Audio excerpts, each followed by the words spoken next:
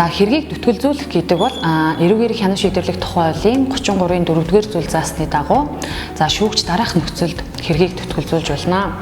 За нэгт ялагдагч хаана байгаа нь мэдэгдэхгүй байгаа.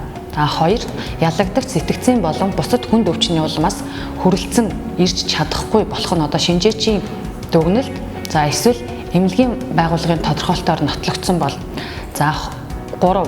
Тухайн эрүүгийн хэрэгт хэрэглэх хуулийн заалт Монгол Улсын үндсэн хуульд заасан хүний эрх хэрэгжүүлөөг зөрчсөн талаарх гомдлыг үндсэн хуулийн цэц маргаан үүсгэн хянан шийдвэрлэж байгаа бол.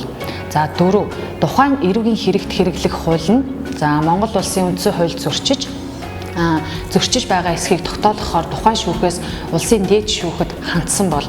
За 5-т нь тухайн эрүүгийн хэрэгт хэрэглэх хууль нь Монгол Улсын үндсэн хуульд зөрчиж байгаа эсхийг тогтоолгохоор улсын дээд шүүхээс үндсэн хуулийн цэцэд хандсан тохиолдолд хэргийг дүтгэлзүүлнэ. За мөн энэ хуулийн нэгд хэсэгт заасан нөхцөл арилсан тохиолдолд шүүгч захирамж гарган тухайн хэргийг сэргээнэ.